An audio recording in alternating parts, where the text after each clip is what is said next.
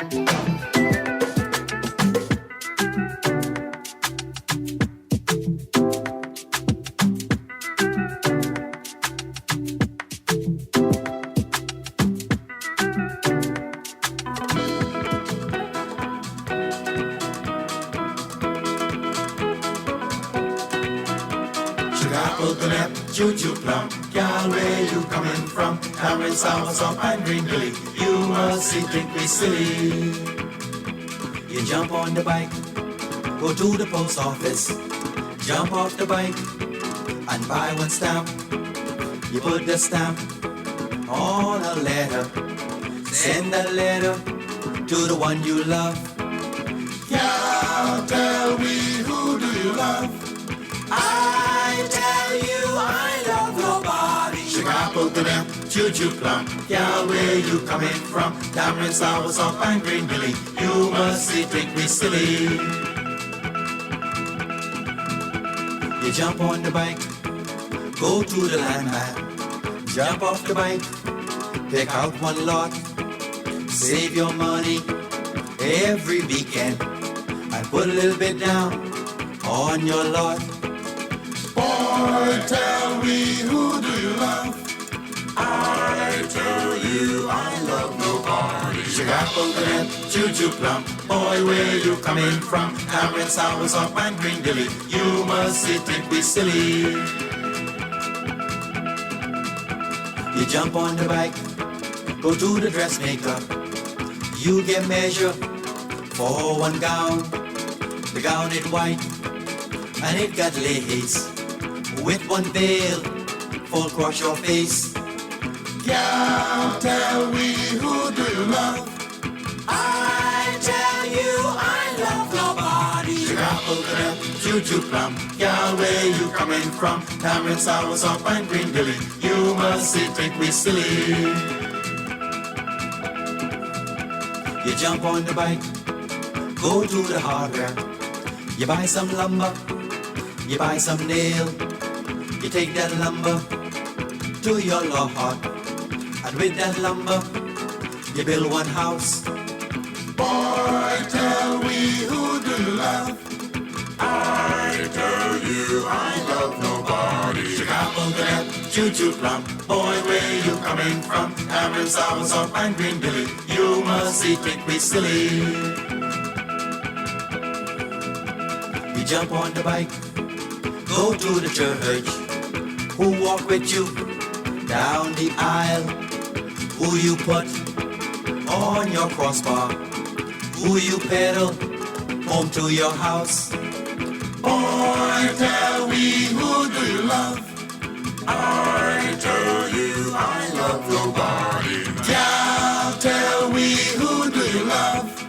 I tell you I love nobody. Chicago to them, choo-choo plum. Where you get them children from? You must see, think me silly.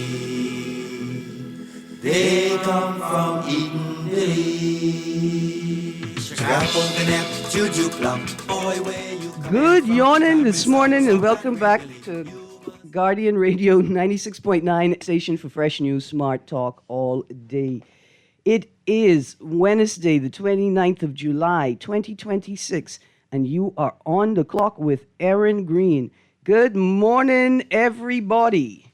Good morning. We got lots to talk about this morning. I wanted to talk about the international health regulations. It's such a thick conversation, though.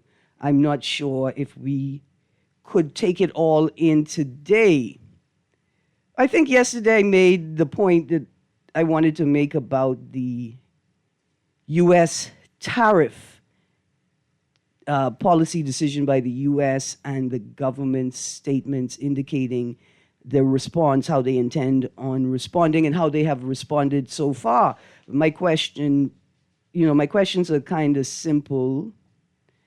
The majority of goods imported to the Bahamas come through the U.S., whether they are U.S. produced or not. If it's a question of goods produced by forced labor, so significant that you prepare to put a 2.5% increase in the tariff on the country, what could it be? What are the goods? Has the U.S. identified the things that they are concerned about, right? Because how many of the goods that we purchase from American companies, how much of those goods and products are produced with slave labor, or see, they like to call it forced labor. It's slave labor in other jurisdictions, right? How many U.S. sold products made by American companies in foreign jurisdictions that take advantage of slave labor and forced labor?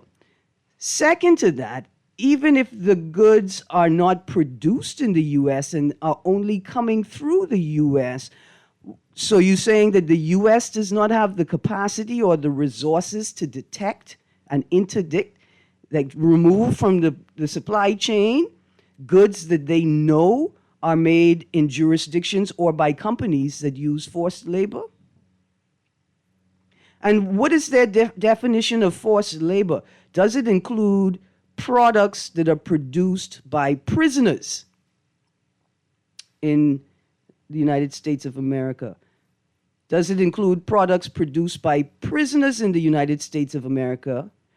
Are there products like, let's look at produce, let's look at agricultural sector.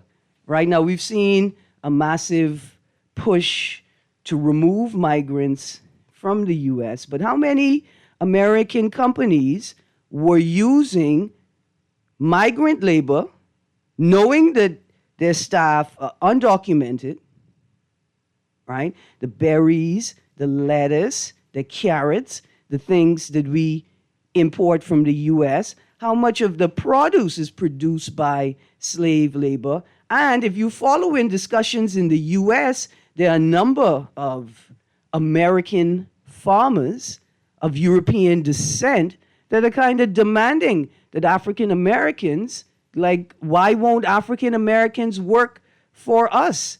They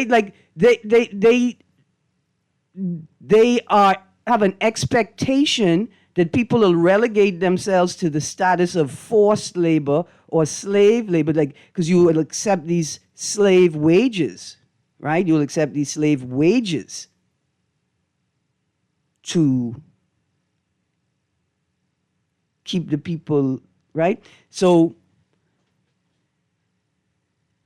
what are the goods that have been identified as coming into the Bahamas and produced by forced labor and slave labor? What are they? And have we identified the jurisdictions that they come from?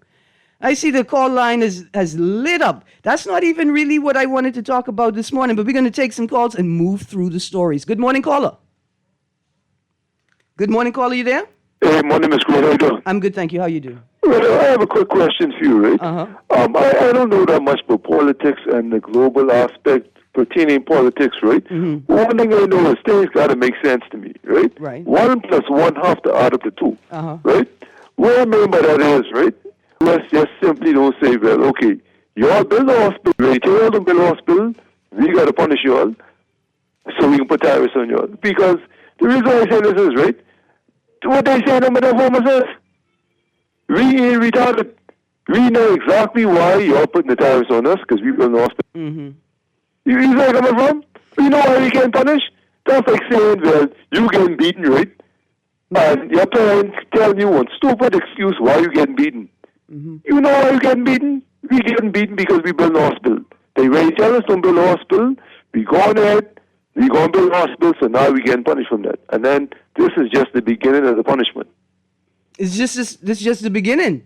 This is just the beginning. You know what you get unless you know you come to the hospital. It's really more tires from there. Think about it. Anyone who on that list, right? They only get more punishment. China on the list, they've been getting tires. Now we on the list, we only start from 12.5. Hold on, there's a then we can do something and bounce back up to probably 20%.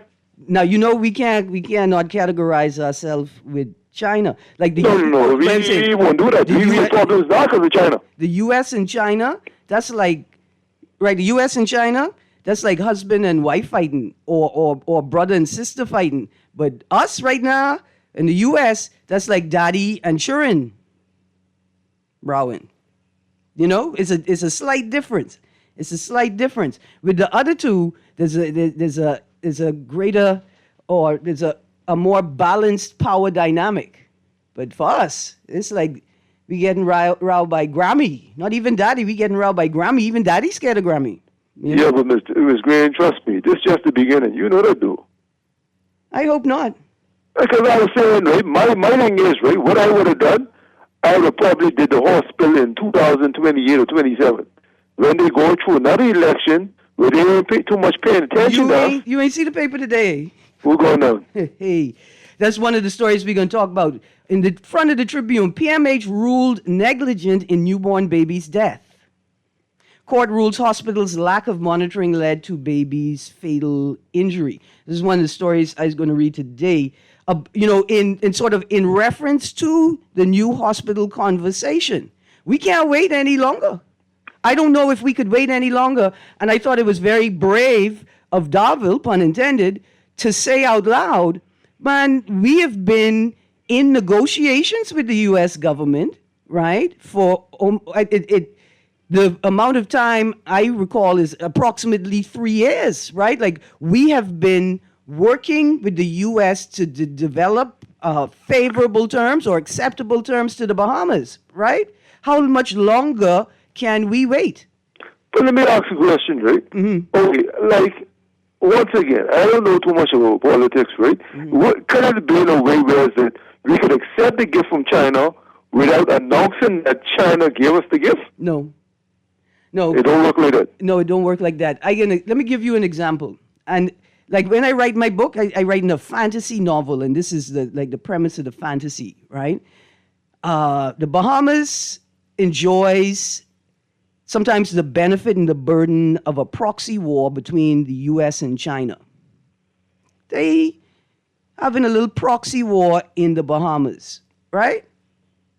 They sort of fighting each other, but in our jurisdiction. As if, right, like they telling each other, no, I have a right based in international law to ask the Bahamas if they want to be my friend, right? So they having a proxy war, the two of them talking to each other. And then somebody from the Middle East, some Arabic boy say, I would like to build a hotel in the Bahamas. I believe that as soon as that happened, the U.S. pick up the phone and call China and say, China, you see, hold on, China. No, calm down, China. I ain't call you to row you. I call you to ask you if you see that Arabic boy going into the Bahamas like he could do business in the Bahamas. He don't see me and you fighting over who could do business in the Bahamas. How about we work together to get rid of him, right? So, yeah, you think they checking for us? So you think we're bad with too much people then? No. We are members of the global community. You know, there's a tagline, I wish I had it. There's a tagline that the Ministry of Foreign Affairs uses and maybe in small island Caribbean states use. I say we're friends of many and enemies of none. I think that's what it is. Friends of many and enemies of none. I got you, but boy, that's just the beginning. All right, keep up the good work. No, and thank you for asking like the hard questions and being willing to say the hard things. Producer, let's go to the phone line. Good morning, caller. Good morning, Miss Greene. How you doing today, ma'am? I'm good, thank you. Am I allowed to call into your show this morning? I mean, you're allowed to call into the show, but right now we simply talking about the first thing I talked about, which is the American tariffs, and then I'm going to transition into PMH. That's what I wanted to ask you about also. Okay. The same thing you're talking about. I'm not going off gig, okay? No problem. I understand what you're talking about. Yes, sir. What I don't understand is, when I look at the American farming system, most of those farms are still just like the plantation. Majority of the workers come from Mexico, Brazil, all the way down south. Poor people trying to find a better way of life, and they move towards Los Angeles, California, all the places where they grow all the vegetables and fruits and strawberries and everything. They work very hard in those fields and stuff like that. Apart from that, that's forced labor. Apart from that, they go over and spray all kind of chemicals on those fields, including the corn fields, the tomato fields, and everything. And it causes cancer. They even tell you that it might be causing cancer. They have labels on them. And then we import billions of dollars of it into the Bahamas. Now, we try to get to grow organic food here without all the chemicals, and yet they're going to put the tariff on us for us ordering all that stuff we order from them. Plus, all of our people left the Bahamas to go off on contract. I have an uncle that left here and died over there, and he lived in Tavares, Florida. He went over there, got married, and he never came back other than for funerals and weddings and when his mother and brothers and sisters died. That's my Uncle Leon. And I don't understand, why are we being punished 80 miles off of Florida, and we've been giving our life to America? If we mess around and open our mouth and get biggity, we'll end up just like Cuba and Haiti. That's the power they got. Yes, sir. Thank you for that. When Sparky was talking, all I could think was, we've given our sons and daughters to you. You have taken some of them with no recourse. What you mean? I'll be honest with y'all. I'm 50. I get it. I getting it. I have a hard time looking at somebody who is my age, right? Like by the name of Marco Rubio, looking at somebody who is roughly my age, right? Who's looking at us, who either does not know or refuses to acknowledge the historic and cultural context of the relationship between the Bahamas and the United States of America, right? This is a boy we would have been playing porking with if he grew up in the Bahamas. This is a boy the two of y'all would have get thrown in the tin tub to bathe your dirty, scrubby skin together, to then turn around and have these conversations. You must be devoid of the actual context, the historic and cultural and political relationship between the United States of America and the Bahamas. But put that aside. Put that aside. I am having difficulty tolerating a country that even refuses to acknowledge the extent to which pedophilia and perversion and rape culture has infiltrated its political culture, right? Like, and then you're going to tell us that we're going to need to suffer because we're not prepared to march to the beat of your annexing drum? See, back in the late 90s when George Bush, in the 90s when George, I think it was senior, may have been junior, said, hey, Christopher Columbus took his first steps in the New World on American soil. And he wasn't actually forgetting that the Bahamas is not American, you know. He meant American soil in the context, in the present political context, American soil.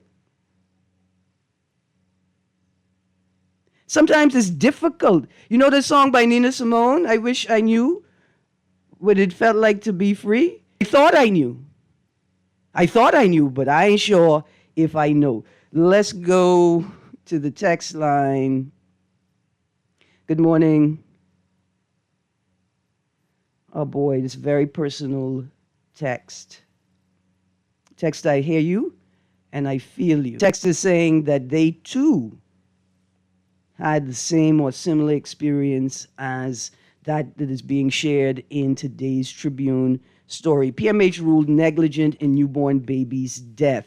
Now, the context, like the way that I am locating myself in this conversation, the space that I am speaking from, is the space where people keep saying, why is there a women's hospital being built? Why is there a specialty women's hospital being built? Why is there this focus on women and maternity that makes people feel like men are being excluded? Right?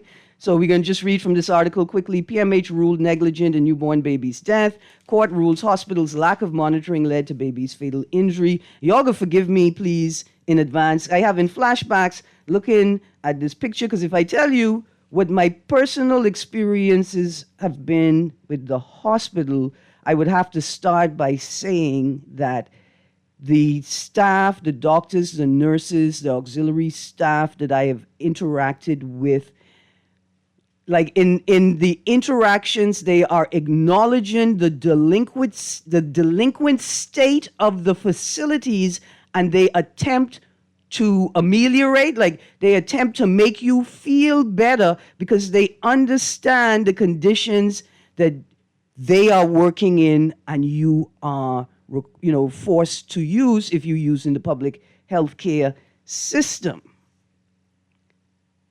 A Supreme Court judge has found Princess Margaret Hospital negligent in the death of a newborn girl after staff failed to monitor the baby and her mother for 27 critical minutes before an emergency cesarean section. Acting Justice Reynard Rigby Casey ruled in favor of Widleen Guillaume, whose daughter, Elizabeth Lundy, died on August 2nd, 2022, just over 2 hours after she was born. The judge found that the hospital and obstetrician, Dr. Agatha Folks Mackey, fell below the required standard of care by failing to monitor Miss Guillaume and her baby between 4:10 a.m. and 4:37 a.m. as she waited to enter the operating theater.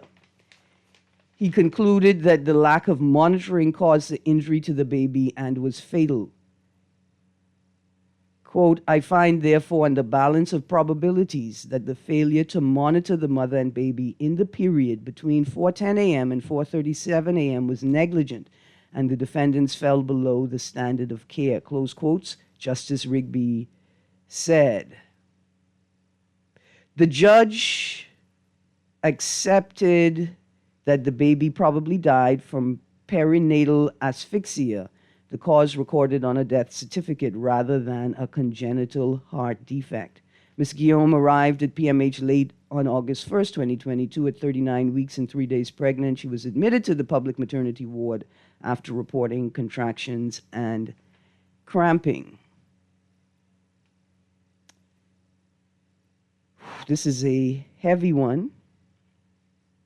I would like to get back to it on another day. We could read through what I can identify and read through what are the most salient parts of the conversation, not just from my location, but elements that other listeners would be interested in. Robert Depuch, just as we close the article, we go into the last couple of paragraphs. Robert Depuch Karen, who served as deputy chairman of the Public Hospitals Authority when the incident involving the baby occurred, described the matter as tragic and said he was distraught and it took so long to resolve. Applauding the decision of Justice Rigby, Mr. Karen said, quote, in many cases, like his own son, justice is never served, close quotes. While detailing the progress made under the former chairman, Mr. Julian Roll, he saluted the significant efforts of the PHA's current chairman, Mr. Andrew Edwards, to reduce the likelihood of similar incidents occurring again. So I just want to make a quick note before we transition. In the article, the former PD chairman, Mr. Karen, intimates, he says something that suggests that he also had a similar situation, right? So just in this article, there's two people. I have a text here that says that they had a similar experience. And perhaps now Perhaps now we're prepared to enter the discussion with a different perspective. The focus on women and maternity is, I do not think, rooted in a disregard for the needs of men. It's not rooted in a disregard for the needs of men.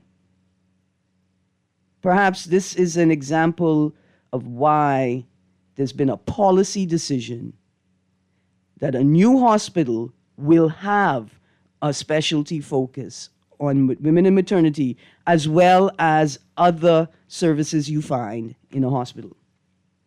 Let's go to the text line. The text line says, "Good day, Erin. How could I enter the race to win the trip to Fort Lauderdale? I'm from Freeport. Where could I go to sign up? Could you sign me up? I could text my info. Thanks." Well, you know what, Texter? I could do that for you. Y'all don't get the Guardian in Grand Bahama?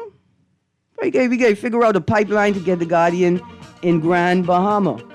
So we're going to take a break. When we get back from the break, I go remind everybody how to enter the race for the Great Summer Escape giveaway. In fact, producer, I could do that right now with the music playing, because this is holiday music. Guardian Radio and the Guardian Media Group want to send you away for the summer with the Great Summer Escape giveaway. You could win a trip for two, including hotel, car, luggage, and $1,000 cash. All you need is your passport. Just get a Nassau Guardian newspaper, fill out the entry form, drop it in the entry box at the Nassau Guardian in Oaksfield, and tune into Guardian Radio and follow the Nassau Guardian on all social media platforms for your chances to win. The Guardian Media Group Great Summer Escape giveaway. Deadline to enter August 12th, drawing August 14th. Texter, I can text you, and then you could give me the information. We could do that. You guys stay tuned. On the other side of the break, we got some stories. Man faces 2 weeks in prison over stolen crabs. Statue vandal jailed for 18 months. And the new boards and committees list is out. The new boards and committees list is out. We're going to a break. We'll be right back. Off the road, a water throat. Wait, why you look so mashed up like clothes at the washer? No, but just a hard day. What? Hard day? What happened? The breakfast lady ran out of tuna and gritty. We need to start joking about everything, you know. This serious, boy. This real serious, boy. But what's serious? Tell me. All right, well, today, boss gave us boy one big contract. And nobody else get a chance and nobody say nothing.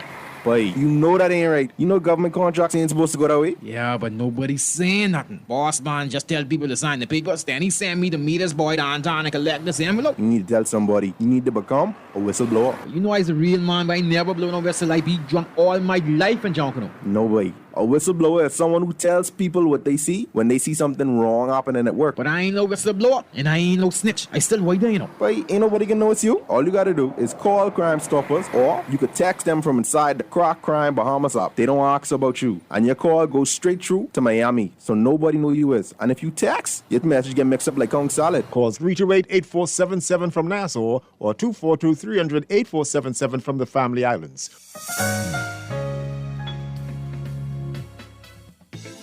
Running low on summer funds? Squeeze every drop of fun out of your summer with a Fidelity personal loan. From backyard upgrades to family getaways, Fidelity is here to help. Call 356-7764 today. Fidelity, we're good for you.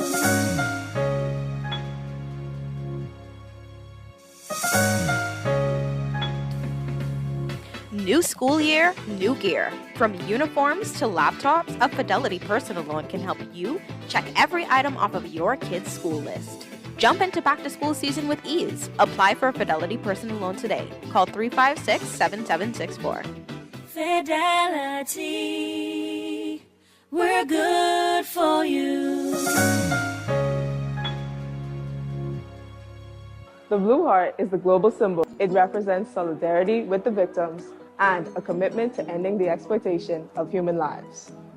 See the blue heart, know the cause, take a stand. For fast, reliable, and impactful printing services, look no further. Let Printmasters bring your masterpiece to life. We stand by our quality products that is second to none. Our affordable pricing makes Printmasters the ultimate choice for all your printing needs. We can deliver any type of printing services, from banners to booklets to business cards. You name it, we can print it. Let Printmasters bring your masterpiece to life. Located in the Nassau Guardian Building, telephone 302-2361. At Cleveland Clinic, you set your course, not cancer.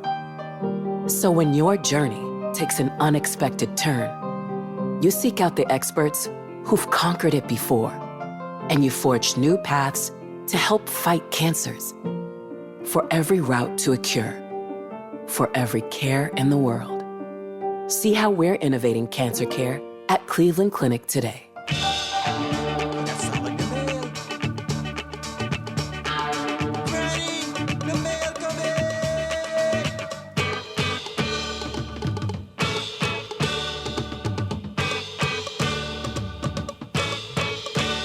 Going to pick up the mail from the mail. Yeah, going to pick up the mail from the mail. Welcome back to On the Clock. I had to listen to the song a little bit. The music is sweet. Okay, as we get back into the show, just want to touch right back on the tariff conversation for a second. There's also another article. So the articles I was reading from: government seeks U.S. tariff exemption for seafood, government taking action on U.S. tariff, Campbell says. That's Minister Jomo Campbell, minister responsible for agriculture and marine resources. Another text: don't relent until Trump tariff lifted from the Bahamas. And this article: official notes uptick in labor-related trafficking. Chief Legal Advisor in the Ministry of National Security, Paul Jones, said on Saturday that there is an uptick in labor-related human trafficking. Quote, the government leads the charge in ensuring that we have in place the necessary resources and people to do with victims of trafficking in persons, close quotes, he said outside an annual prayer breakfast meeting. Quote, we have seen an uptick in that particular area, but mainly so much in labor. It used to be more sexual before, but now it is in labor. Let's stick a pin right here. First of all, sex work is work. That's labor also. We got to start all over, man. I thought I was going to read. We got to start all over. Sex work is work. It is regarded as work. It is also labor trafficking. It is also labor trafficking. They've come to work. They're not coming here to have fun. It is a work, especially if that's not what you came here for, right? See, smuggling is when you agree, right? Like when you say, hey, I need to get to B, can you take me to B through illegal means? And they say, yeah, sure. And they take you to B and you go about your way. Trafficking is when you say, hey, can you take me to B? And they say, sure, we could take you to B, no problem. But then you end up in C. Or when you get to B, they don't let you go. They don't give you your documents, right? Or trafficking is you could just get snatched up off the street, in an airport, at a port, right at a dock. Going to continue reading. He continued, it is, quote, it is a $236 billion industry globally, and the Bahamas is not immune. Quote, they're lured to our shores under the pretenses of finding a job, thinking that everything will be in place when they are actually being trafficked. Their passports are being taken, and so they are almost in a modern-day slavery. They are in a modern-day slavery. Recently, the Minister for National Security noted 39 trafficking in persons investigations were launched in 2025. One of those cases involved a labor trafficking violation. LaRota noted that more than $92,000 will be allocated to continue work to combat trafficking in persons. Okay. The United States' 2025 Trafficking in Persons report is Tier 1 ranking. That's the highest ranking. As it said, the government, quote, continued to demonstrate serious and sustained efforts during the reporting period. That's the part I wanted. The first half, I didn't get it, but they got me in the second half.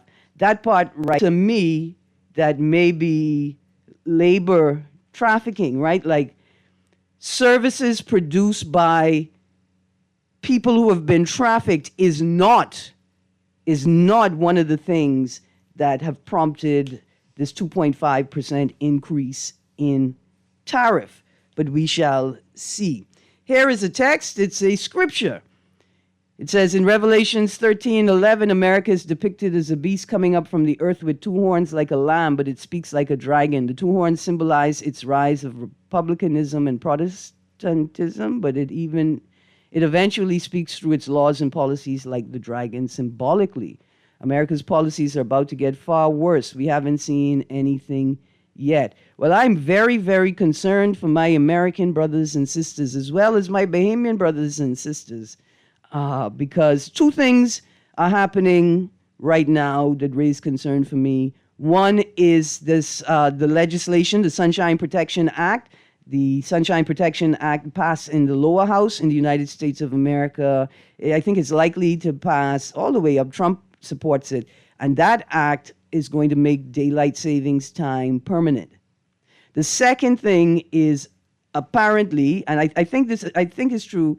I mean, I haven't heard it from Marco Rubio myself, or from the charge, or from the ambassador, but I think it's true. It's about the U.S. draft and the move from voluntary to involuntary, right? And I guess the third, I did say two things. The third is this bill that will merge a number of aspects of the U.S. military and the Israeli military. Those three things have me very concerned for my brothers and sisters in the United States of America.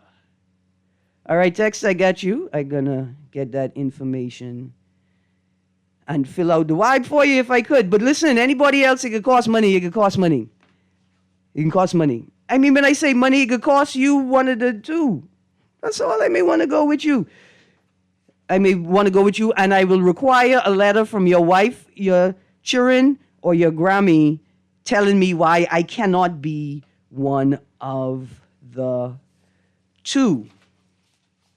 There's so much to talk about this morning. We still got time. So let's go to these three stories from yesterday's papers that I wanted to touch on. Man faces 2 weeks in prison over stolen crabs. A man is facing a 14-day prison sentence after he admitted to stealing 10 land crabs. Mr. Cawley, Robert Cawley, could avoid the 2-week stay in the slammer by paying Carla Culmer $140, the value of the crabs.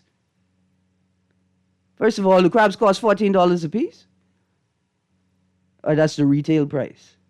Who buying crabs at $14 a piece? Retail. Who doing that? Cawley told Senior Magistrate Algernon Allen Sr. that he did landscaping for Culmer and that she owed him $120 for cleaning her yard. He alleged that he went to her home on Tyler Street in Chippenham to collect his money, but she wasn't home. Cawley said the crabs, which were on the porch... Cawley said that his wife was upset because there was no food at home and no money to buy any without his pay. So he took the crabs, which were on the porch. Cawley claimed that his wife cooked the crustaceans and they had a tasty meal. First of all, Mr. Cawley, you should say the crabs taste bad. I don't know who's advising you. It's obviously not the former Minister of National Security. The magistrate told Cawley that his behavior couldn't be condoned and that he should have sued Culmer to recover what was allegedly owed to him. At the time of his arraignment, Cawley had already spent 2 days in police custody. When told that he'd be jailed, if he didn't pay for the crabs, Cawley sighed and said, quote, $10 for each day, close quotes, full stop. Now, at the risk of being seen as critiquing the judiciary, at the risk of that, let me just say this. Could we shut this, could we just close this, whatever this court is, seal it up, throw some obeah on the door, and let us not walk back into that courtroom again. Because how much does it cost to take care of a prisoner per day? I know it costs more than $10. I know it costs more than $10. How much did it cost to process it? I know it costs more than $10 a day. I know that. But it's, right, like, if this is about the, like, compensation, proper compensation, right? Every day he spend a day for every $10 he doesn't pay back, right? Does it make sense? Here's the better part. The magistrate told Corley that his behavior couldn't be condoned. That's true. I for that. You got to come up about it differently. He should have sued Culmer to recover what was allegedly owed to him. Stick a pin. With what money? There's a hole in the bucket. Dear Liza. See, Mr. Levon, you should have played the song now. There's a hole in the bucket. With what money he was going to hire a lawyer? With what money he was going to submit the documents to the court for the case to go forward? With what money? Because there's a hole in the bucket. Dear Liza. I don't. Could somebody please go take Mr. Robert Corley $120? Somebody, please. The person who paid the fines and the fees and the cost for the Ramsey guy who was on the BPL board, who said he took the bribe, but he don't make any decisions. Whoever paid his fees and fines, y'all go pay the $120 for this man, please. He's supposed to go sue the person with what money? In fact, you should have had the former minister advising you. See, if I was advising you, I would have told you to tell them that, look, first of all, animal cruelty, crabs were kept outside. They could have been ravaged by any animal. Second of all, they were not properly secured and could have become a risk or a danger to the public. And I secured them in my belly for her. Let's go to the phone line, producer. Good morning, caller. Miss Greene. Yes, sir. How are you? All the way we came with Latree, one chairman. But listen to me. As What? Sparky, Stop. Okay, wait, you say friends of Sparky. Go on. As friends of Sparky, we want to sponsor a show, a 1-hour show on your show with Sparky. So you could just vet out everything. How much would that cost us? I can let you know. I can message you. Please. Yes, we want to let Sparky just go on.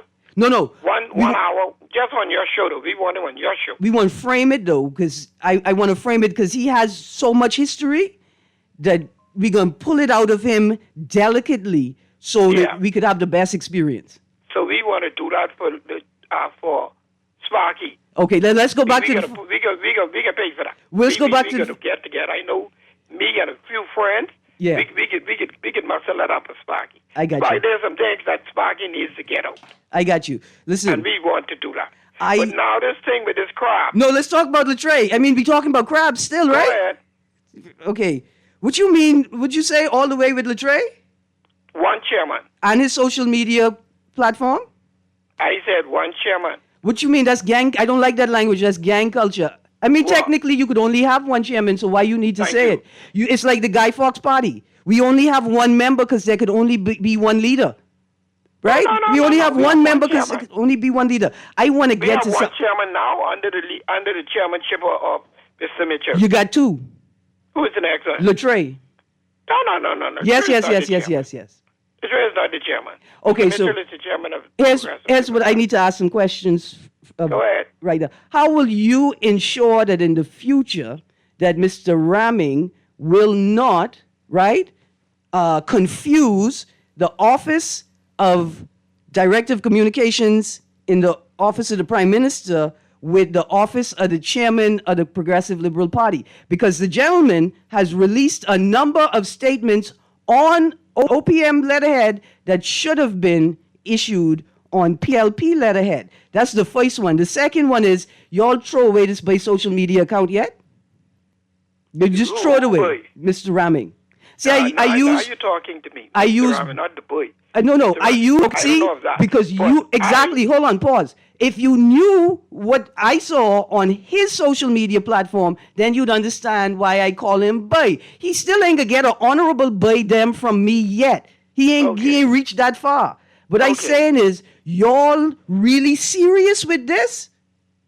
I will be a part of this team to make sure that Latrey Ramming becomes chairman of the Progressive our Party. conversation tomorrow. And you said what would be the difference with him as no, I'm saying that y'all must ensure before you elevate him to the position of chairman of the Progressive Liberal Party that he understands entirely that it is inappropriate and unacceptable and quite frankly intolerable for the continuation of a practice of using OPM letterhead for party statements. Well, Ms. Greene, when we get to that bridge, we'll cross it. You can't cross the Paradise Island Bridge from off Wolf Road. You got to get to the bridge to get over it. So once I get to that, you can tell him that. Then we'll clear it up. You can tell him that. No, that would be that. The Trey is a brilliant young man. Y'all brilliant young man. Y'all wild. Y'all wilding out in the PLP, man. Y'all wilding out. In fact, and I support who I want to support. Ain't nobody can tell me to support. No, man, you can support who you want. Julian, I got to end the call, but not because I'm trying to shut you down. Okay? No, why not, Bigo? All right. Ooh, let's go to the next caller. Please be there, caller. I don't want no good morning, caller. Yes, good morning, Mr. Thank Green. you. How you doing? I'm good, thank you. I don't have time for such mindless, meaningless, unprofitable conversations on the radio. It sickens me when the world has real global threats and dilemmas. You said something that ticked off my brain from the early part of the show. You said something about international health regulations, right? Yeah. And my mind intuitively went on the pandemic treaty, right? Yes. Which was not brought into existence because everybody didn't vote for it, right? Right. And then my mind went back that they actually went back to the drawing board now, and they come up with this because I juxtapose it, and I just took a cursory look at it, and I see here where one of the stipulations, travel protection, international travel protection. It sets international health documents such as vaccination certificates while safeguarding travel rights and privacy. And so, this is just another attempt for them to really bring back the pandemic treaty, which really was, the difference might be just that the WHO had far-reaching powers to declare a pandemic here, a pandemic there, a pandemic anywhere. They felt like which would bring economic problems for the country as it relates to, right? So could you just do just look into this some more, because I just took a look at it, and I just looked at it because you had mentioned it. Man, listen, 52, do me a favor. If you know the doctors who shared the petition, right? Because remember, there was a petition last year going around. I brought it up. I had asked Dr. Archer to do a show on it after I learned about it sometime earlier. I've been trying to get them on for like 3 years to talk about it, man. Yeah, but seeing that you brought it up, it actually is a juxtaposition with the pandemic treaty. But I want to say something very quickly that I thought you mentioned, because you're a thinker. When you talked about you all weigh the pros and the cons with the guy with the crabs, etc., and the amount of money it takes to house him in the house. And they're in the prison. Yeah. So I've long advocated for something which you're talking about. You can imagine how many young men went to jail for a joint of weed and then couldn't get someone to sign their bail and stayed there to being fed and housed for months. So what I'm saying is, why are the ruling class so imbecilic? They couldn't see that it is a meaningless agenda just to put someone in jail for a joint and feed them and house them for months, and then they wondering why the country's in this position. They don't know economics. It's counterintuitive. Have a good day. Yeah, man, thank you. I think about being invited to meetings like 2 decades ago with the Catholic Church, who were attempting to not just establish a community restorative justice program, but they were attempting to create another layer of the judicial process, right? By formalizing a restorative justice process similar to what we see in today's paper, where Candy Gibson from Foam, we say, good morning, Candy Gibson, where Candy Gibson from Foam reaches out to the boys who were involved in that pre-fight on the school campus. You could see it on page 2, page 1. The first headline is boys from viral school video reconcile and work together. Bully teen gets attacker a summer job after reconciliation, right? So they say, hey, Candy Gibson, big up, right? Like, that's so the young people understand. And a job well done for the older people. Because what she did was took it upon herself to attempt a sort of restorative justice process for these boys. 2 teens reconcile after being seen in a video in a bullying incident during summer school. And the one boy even facilitated the boy who was bullying him to get a job, man. Right, and so that's kind of how restorative justice works. And I think that's the sort of process that should have been taken up for the gentleman. Let's go to the phone line quickly and then back to the text line. Good morning, caller. Morning, Ms. Greene. How are you doing this morning? I am good, thank you. How are you? I'm doing well, ma'am. I want to call it earlier when you talk about 2 things. And to be very quickly, I agree with you too in terms of the things. You talk about serious things going on, Ms. Greene. But when you're talking about the medical things, right, I want us to do, if we can, if we can see what changes, if any, took place in the terms of the medical authority, in terms of the powers that they have now, whenever there's a pandemic or something that's declared. I want to know if the powers of the Ministry of Health have increased since the COVID pandemic. I want to know if, like, if it come again, if I wouldn't have the right to say no. You know what I mean? I want to know if they have a right now. Because, we want to know what you've amended, what you've agreed to. Yes, I want to know what powers they have, because I want to know if their powers are like those I saw they passed in the U.S., because the ones in the U.S. says that if they suspect your child has a disease or whatever, they can come in your house and take your child from you. I want to know if that type of powers exist here with our health ministry, and if it does, we the people need to say, we ain't for that, right? Secondly, when you were talking earlier about America and the tariffs, right? I mean, based on the reasons why they say in it, I'm trying to figure out where America get this moral authority from. You know what I mean? In terms of America's history of doing exactly what they're saying that they're trying to, you know what I mean? He's like caused the world to stop doing. I mean, because even the thing with Cuba, I mean, you know, who gave America any help? But you understand where I come from. Listen, to the point where we're not just examining the prison industrial complex and how it enslaves people, right? But we also examining the preschool to prison pipeline. Yes, ma'am. Where they begin preparing people for slave wages and slave labor from day in school. You understand, Ms. Greene, Yes, and the thing about it too is that America itself, I gotta go. the foundation of America is built on exactly what they're talking about. Listen, but you know we could only talk for 30 seconds and then Trump can hear us. One last point, Ms. Greene. I heard we talking about the dog issue earlier, right? But another issue we have in this country too is rodents, right? Oh yeah. We probably could have an industry, man. We have so much rodents over here. There are countries in the world where rat is a delicacy. We probably could, have a rat industry where we exporting rats, because, I mean, rodents are a problem, and we need to find that's one product you can't export. Environmentally safe way to deal with to get rid of them, not put poison all over the place. Yeah, you're absolutely right with that. Thank you very much. Also with the mosquitoes, y'all. Yeah, definitely. Y'all gonna kill all the bees to try and kill some of the mosquitoes. You understand what's happening? Y'all gonna kill all the bees to try and kill some of the mosquitoes. God made mosquitoes. They're here to make sure that we don't forget to wake up when we fall asleep outside. They have a purpose. You can't kill all of them, but you can kill all the bees. And you're doing that in your attempt to eradicate mosquitoes, which is impossible. All right. Text says, I support Robin Lines for chairwoman. Ms. Greene, Latre is a great choice for PLP chairman. We only expect... The texter says we only expect garbage from the PLP anyway. Go Latre. Listen.